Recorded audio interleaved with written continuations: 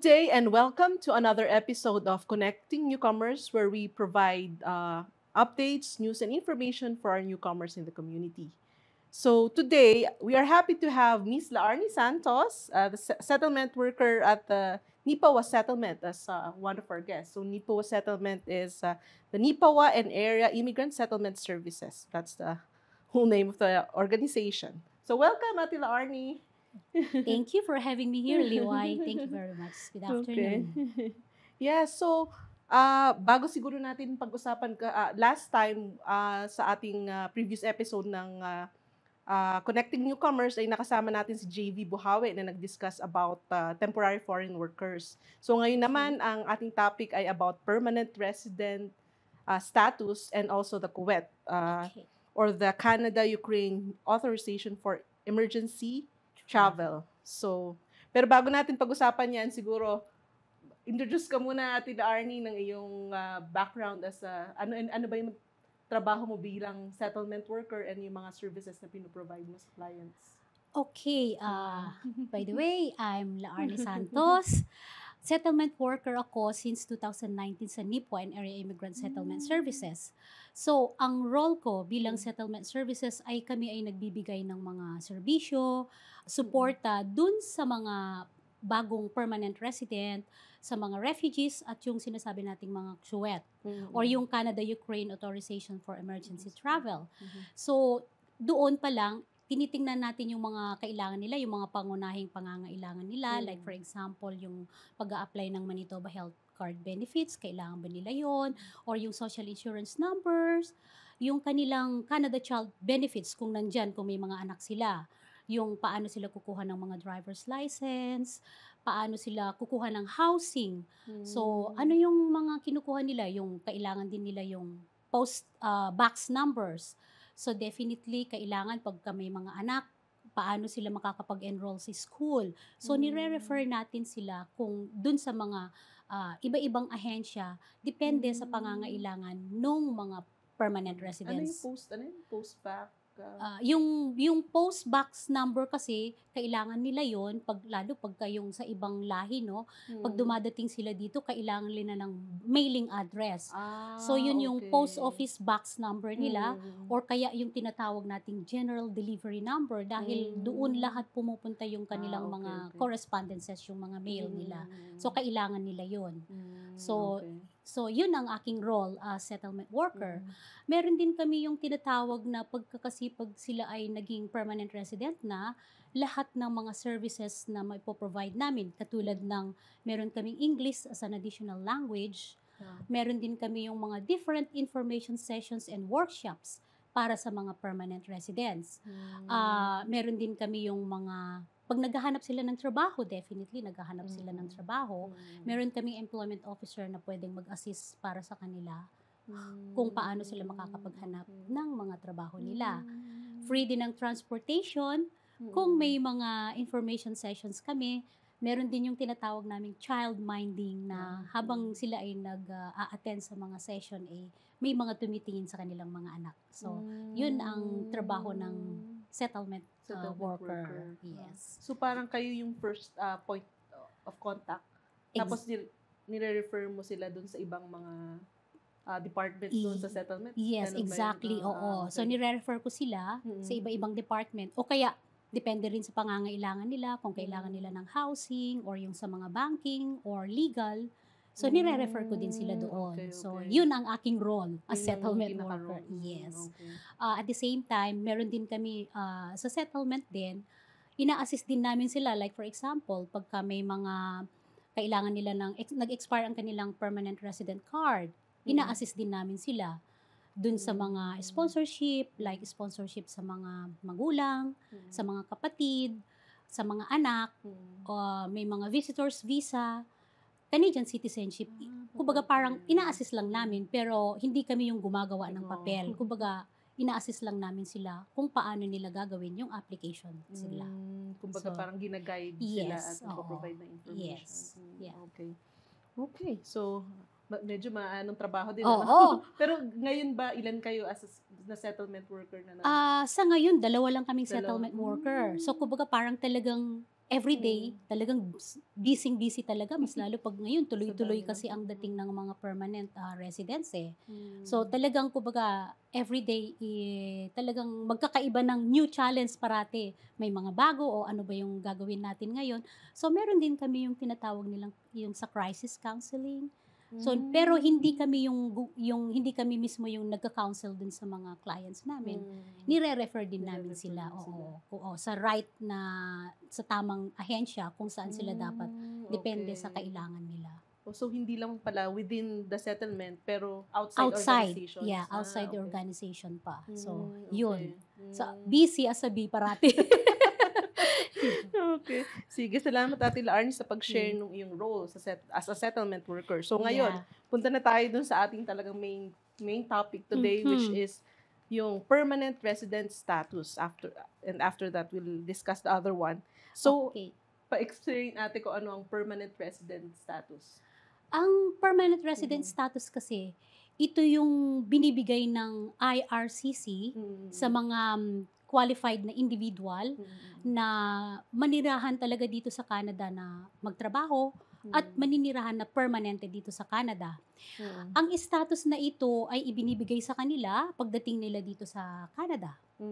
So yun ang tinatawag nating permanent resident status. So yun yung binibigay sa kanila. Kumbaga parang yun ang pribilehiyo nila para makapag-trabaho at mamuhay ng mapayapa dito sa Canada. So yun ang permanent resident status. At ano yung mga rights nila sa ang karapatan kasi ng mga permanent residents ay halos kapareho din ng ng Canadian citizens. Bilang permanent resident, may karapatan ka na makatanggap lahat ng mga panlipunang benepisyo katulad din ng mga Canadians. Sila ay may karapatang mamuhay, magtrabaho, mag-aral saan mang sulok ng Canada or saan mang parte ng Canada na gugustuhin nila. Ang permanent resident din ay kumbaga parang sila ay protektado ng sinatawag nating Canadian Charter of Rights and Freedom. Okay. Lahat ng mga health coverages, kumbaga parang lahat yun ay din sila, protected din, kasama din sila doon, kumbaga saklaw din sila doon. So, ang pagkakaiba lang kasi ng Canadian citizens sa Canadian permanent residents, ang pagkakaiba lang nila ay ang permanent resident, hindi sila pwedeng bumoto. At the same time, hindi din sila pwedeng mag-run ng office sa government. So, yun lang ang pagkakaiba. Pero halos lahat ng benepisyo ng Canadian residents, nakukuha rin ng benefits ng mga permanent residents. So, yun ang kanilang, yeah. So, ano naman yung mga kailangan gawin para makip mo yung status na yun, yung pagiging PR or permanent resident?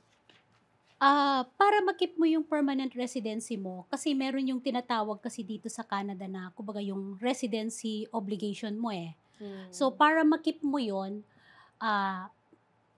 yung 5 taon mo dito, may sinasabi silang 2 out of your 5 years. Hindi mo nakamit yung 2 taon na babalik kung nag-stay ka sa ibang bansa ng more than 2 years. Magkakaroon ka ng problema pagbalik mo. Kumbaga parang kailangan mo mag-apply nung tinatawag nilang restoration of status. Okay. So, hindi naman pala siya automatic na aalis yung pagiging PR mo? Hindi. Hindi naman. Hindi so, naman. meron ka magagawa para, restoration. Restoration of status ang tawag doon. Para kumbaga parang kung gusto mong bumalik dito, kailangan mo lang mag-apply nung tinatawag nilang restoration of status. Kumbaga parang bumalik, technically kasi, pwede mong ibalik yung status mo. Yun nga lang, may steps yun kung paano mag-a-apply ka ulit nung restoration of status na tinatawag nila. Ang permanent resident status kasi ay hindi na mawawala yun eh. Kumbaga parang ang mag-e-expire lang sa'yo ay yung permanent resident card mo. The moment na naging PR ka, talagang PR ka na. Oo. Status mo na yun. Not unless nakagawa ka ng hindi maganda o mga krimen na hindi pauuwiin ka kung may nilabag kang batas. Restoration of Yung status. status ng PR status, different siya dun sa renewal. Dif- Ibang proseso oo. siya. Oo, ibang proseso 'yon. Mm. Yung kasing yung PR card renewal mo, after 5 years kasi mag-e-expire Mm. 'yon. So, kumbaga parang mag-a-apply ka doon. Pero yung Mm. restoration of status, iba 'yon. Okay, Oo. ibang So, magandang maingatan din. yes. Kaya exactly, Liway, kaya pagka naging permanent resident sila, parati naming sinasabi dun sa mga naging permanent resident na pumupunta sa amin, ine-explain naming mabuti. Kung eto yung, kasi kailangan mo mag-stay dito sa Canada ng ganitong 30 days, sorry. 30 days, para kumbaga yung residency mo ay ma-maintain mo. Sinasabi din namin sa kanila yung kanilang rights and responsibilities bilang new PR. Oo. Para at least aware ba sila? Kasi kung minsan, katulad ng sinabi mo, hindi sila aware na, ano pala to? Ito pala. Ang nasa mind kasi ng iba, pagka sa permanent resident, pagka nag-expire yung card nila, mag-expire din yung kanilang, yung kanilang status, no. Kaya ang sinasabi namin, ang PR card lang ang mag-expire. Yung status mo, PR ka talaga. PR ka pa rin. Yes. Pero magkakaproblema ka lang pag yung kunwari uuwi ka ng Pilipinas or pupunta kang ibang lugar. Kasi kailangan mo siya sa travel talaga. Oo. Kasi pagka naman ang PR card kasi, the moment na nag-expire yan, let's say, uuwi ka, na expired ang passport mo, makakauwi ka. Pero ang problemahin mo na, yung pagbalik mo, hindi ka na makakabalik. Okay. Oo. Kasi kung expired na yan, hindi ka na makakabalik ng Canada. Dahil expired, Kailangan mo muna siyang ayusin, yung PR card, bago ka umuwi ng ibang Yun pala ng magandang bansa. tanong para sa hindi alam. Kunwari, nangyari sa'yo na umuwi ka na expired ang PR card mo. At paano ang gagawin mo para makabalik dito sa Canada? Meron tayong tinatawag na permanent resident travel document. So, kung expired ang iyong PR card, kasi kung minsan meron tayong mga emergency na uuwi tayo ng Pilipinas. So, yung application na PRTD ang tinatawag na permanent resident travel document, iyon ang iyong a-applyan. Oo, kasi online ba 'yun? Siya. Online 'yon. Pwedeng online, mostly kasi ngayon online na Pero hindi mo siya pwedeng i-apply dito sa Canada. Mag-a-apply ka lang ng PRTD kung nasa Pilipinas ka na, kasi doon mo siya isa-send sa Pilipinas. Doon mo siya isa-send. Pwede mo siyang, kumbaga parang ang gagawin ng iba kasi, para kumbaga kompleto na lahat, bago sila umuwi ng Pilipinas, kumbaga pine-prepare na nila yung application nila ng PRTD. Para pag-uwi nila ng Pilipinas, yung ibang dokumento na lang kasi, yung passport nila, kasi i-scan lahat ng passport, i-ano kasi lahat yun. Pati yung pag-uwi nila ng Pilipinas, kailangan kasama yon kasi may stamp yun yung passport. So, kasama yon. So, PRTD application, kumbaga, isa-send mo yung original na passport mo sa kanila, lalagyan nila ng foil ng PRTD para makabalik ka dito sa Canada. Okay. So, may way naman. May way naman. Makauwi ka nang wala kang PR card. Okay. So, punta naman tayo sa ano bang, usually kasi yung mga dumadating dito, pumupunta naman sa settlement para magpa-assist. So, ano ba yung kailangan nilang gawin to properly settle dito sa Canada pagdating nila? Para makapag-properly settle sila dito sa community, kasi mas lalo na yung bagong dating, yung family nila, no? Para makapag-settle sila, meron yung kailangan nilang, unang-una, aayusin nila yung Manitoba Health Card. Kasi number 1 yun, yung sa health nila. Kasi marami na kaming mga client na gano'n, pag dumating sila, kailangan nila kaagad pumunta ng medical assistance or what. Kailangan nilang kaagad ng Manitoba Health Card nila, aayusin nila yun. Yung social insurance number, same thing din doon, para makapag-set. Kasi importante yun na document nila So, isa pa, para makapag-settle sila dito, siyempre, of course, yung kanilang, yung paano nila i-manage yung kanilang mga money, kung minsan, isa din yun. Tapos, kung naging permanent resident na kasi, para makapag-settle din, sila ay naghahanap din ng house. Kumbaga parang yun yung kasi kung preparation dun sa family na dadating, para makapag-settle sila dito. At the same time, yung security ng kanilang trabaho.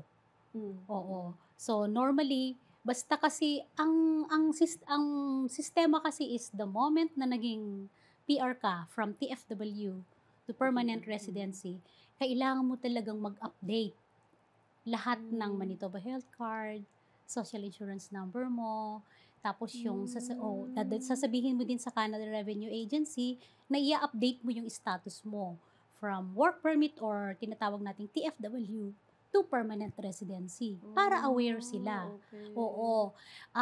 Ganun din sa driver's license mo. Kailangan mo ding sabihin sa MPI dito sa atin sa NIPOA.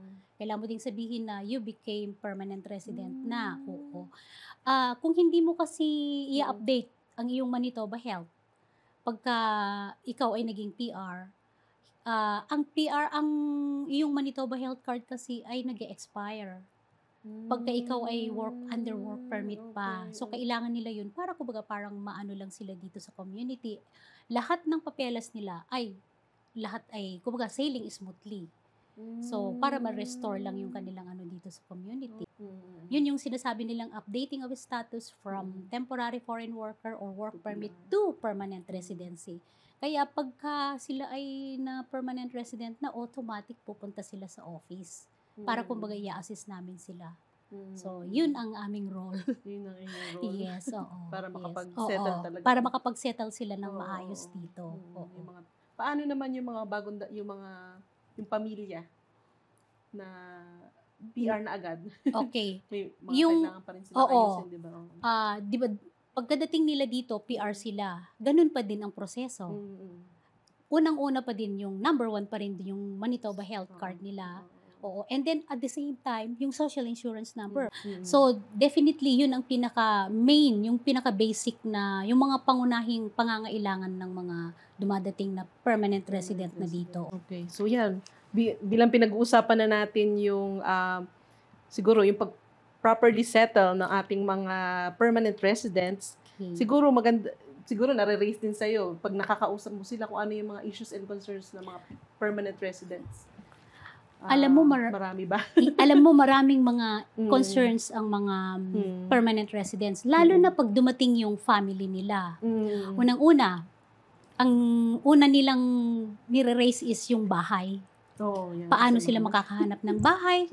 Kasi ang pangalawa is transportation. Yeah. Kasi, kumbaga parang siguro sa ibang bansa, syempre sa Pilipinas, nasanay tayo na maraming public utility transportation. Dito wala. So yun ang talagang mga usual na kwan nila, na mga hinaing nila. At the same time, trabaho. Siyempre kasi dito sa Canada, very rigid ang competition pagdating sa paghahanap ng trabaho. Tapos at the same time, yung kanilang language barrier din. Yun. Kasi kung minsan, although sa Pilipinas, marunong tayo mag-English, pero the manner na ano natin dito is different talaga. Iba-iba yung pronunciation. Yes, iba. So, yun ang kwan natin dito. At saka kung minsan yung parenting din. Kumbaga parang, syempre, new culture, di ba? Ang parenting natin sa ibang bansa is iba talaga dito. Which is talagang talagang kumbaga parang maninibago talaga sila. So yun yung mga challenges na madalas na ano namin. Having said that, nasa settlement, kung ano yung mga problems nila, kung ano yung mga concerns nila, tinutulungan namin sila hanggat sa makakaya namin. Ire-refer namin sila kung saan. Kaya yung may reason na meron kaming free transportation kung minsan, pero doon pero yung mga yung mga activities. Pero hanggang doon lang. Yeah. Okay. So, housing kasi is talagang number yan. One talaga. Number 1 talaga yun. So, yung housing is hindi lang yung kadalasan ba yung nahihirapang maghanap o namamahalan doon sa may mga kasing nahihirapang maghanap. At saka, limited lang. At the same time, meron din yung hindi nila afford. Meron din kasi yung mga housing dito na, kumbaga parang ilang family sa isang kwan. Kumbaga parang hindi sila sanay sa ganong setup sa Pilipinas, no? So, kumbaga parang marami silang challenges pagdating dito. at the same time, yung cultural adaptation nila is nahihirapan din sila. So, pagdating sa mga ganyan, at least kahit paano, kumbaga parang nag-guide din namin sila, natutulungan namin sila. So, tsaka sa yun. pag-refer nyo dun sa mga tamang, sa mga tamang organizations, tsaka mga departments ninyo, na marami na talaga. At saka, kung like for example, may challenge din sila sa food. Kung minsan yung very high cost of living, food din. Kung minsan iisa lang ang magtatrabaho, pwede rin namin silang i-refer sa Salvation Army doon sa food bank. Sa food bank. So, ginagawa niyo? Ginagawa din namin yun. Sige, so siguro wala medyo tayo sa time to discuss PRs. Yes. So, punta na tayo ngayon sa Kuwait, which is the Canada-Ukraine Authorization for Emergency Travel. Kailan ba ito nagsimula? Actually, nagsimula ito nung, I think, 2020, nag-start na ito ng 2023. So, kumbaga parang ito kasing Kuwait na ito, yung Canada-Ukraine Authorization for Emergency Travel, nag-create kasi ang Canada ng special measures para sa kanila.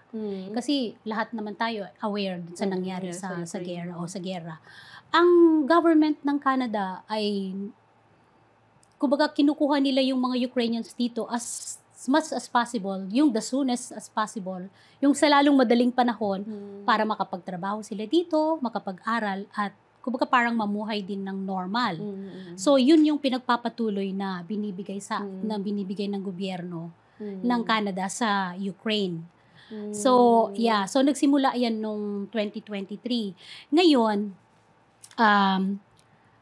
sila ay nabibigyan ng mga trabaho, ng education, lahat ng mga benepisyo na kinakailangan ng mga Ukrainians.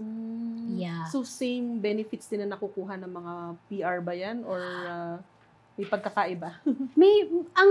Ang benefits kasi ng mga Ukrainians, ng mga permit holders ng SUET, meron kasi sila, pagdating kasi nila dito, kumbaga parang may special measures na ginawa kinreate ang Canada para sa kanila. Pagdating nila dito, yung Manitoba Health Card nila is right there and then. Andyan na. Kumbaga parang nakaano na yan kumbaga parang naka-design na yan sa lahat ng services na kailangan nila. At the same time, kami, as settlement worker, kinutulungan namin sila doon. Kaagad, i-fax mo kaagad doon sa Manitoba Health. Alam na nila na, kumbaga parang sasabihin mo lang Ukrainian under SUET permit holder. Meron din kaming ina-assist namin sila when it comes to financial assistance program. May assistance program sila na kung ikaw ay adult, bibigyan ka ng 3,000. Kung ikaw ay minor, 1,500 each. So, yes.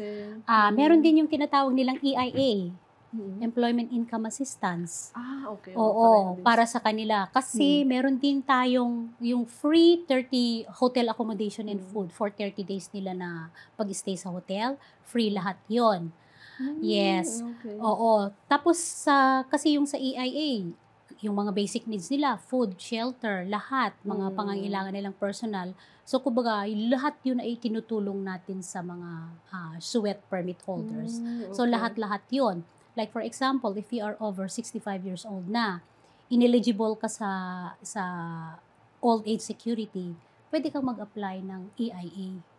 So, yun lahat ng mga benepisyo na binibigay sa mga SUET permit holders.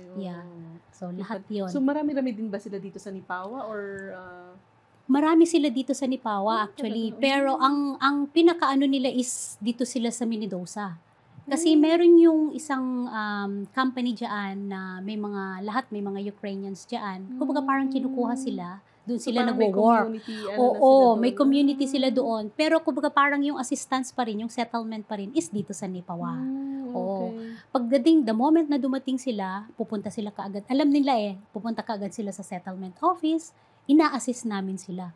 Lahat, ang dami nung siyempre yung mga checklist dyan, ano na yung nagawa namin, including sa medical nila. Kami din yung nag-a-assist para sa kanila. Meron din yung continuous na tax clinic ang Canada Revenue Agency na binibigay nila information session para sa mga SUET permit holders. So, lahat yon. May limit ba yung stay nila dito or... Ang ano nila is hanggang nung... ang akin dito is ang nakalagay sa akin is hanggang 2025 sila ng 2025. oo, ang hanggang ano na lang nila dito ng services na binigay ng IRCC, ang settlement services na ibibigay sa mga SUET permit holders ay hanggang March 31, 2025. So at the end of that, wala nang services na mabibigay sa kanila ang settlement yes. So yun ang kwan dyan. So hanggang doon na lang pala Oo, yun. hanggang doon na lang. Tapos mag-a-apply na lang sila kung gusto nila. Nasa sa kanila na yun if they want to apply or ano. Oo, actually kasi regarding dyan, pagka ang kwan kasi is ang SUET kasi is meron yung measure, yung special measure na sinasabi ko. Ang ano diyan is yung mag-a-apply sila during ng stay nila dito, mag-a-apply sila yung sa province na Manitoba for Ukraine. Meron yung sa website na Canada Ukraine measures. Doon sila mag-a-apply. Yun yung pathway para makapag-apply sila ng permanent residency. Having said that, yung mga Ukrainians na yun, dapat meron silang Canadian permanent resident or Canadian citizen na mga family members para makapag-apply dun sa pathway na yun. Oo. So, when to become a permanent resident. So, yun. Kasi maraming steps yun. Kaya kung i-discuss natin, it will take a little bit longer. So, punta na lang kayo dun sa website sa website ng, ang website kasi is basta pumunta ka, www.cic.gc.ca o kaya yung pupunta kayo sa website ng under province ng Manitoba na Manitoba for Ukraine. So, yung under the province. So, ilalagay natin yan sa website kung gusto nilang may malalaman nila yun. Oo. Okay. So, salamat. Ang dami natin nakuhang information ngayon about PRs and Kuwait. So, siguro, any final message sa ating mga sa inyong mga clients na pupunta sa settlement? Yeah. To all our clients who have questions like new permanent residents, SUET, or refugees, please feel free to message us via Facebook Messenger or call our office at 204-476-2055. And you can also come and visit us at 342 second floor, Mountain Avenue. And we are very happy to help you and assist you if you are needing something. All our NAIS employees are very helpful and they are very friendly to see you all. Please, our office is from Monday to Fridays, 9 a.m. to 4:30 p.m. Mondays to Fridays yan. And also, visit our website at www.niposettlement.ca. Thank you very much. Thank you again, Ate Laarni, for accommodating us today. And also for everyone who was watching us today, thank you. And we'll see you again on our next episode of Connecting Newcomers. Thank you. Have a great day. Okay.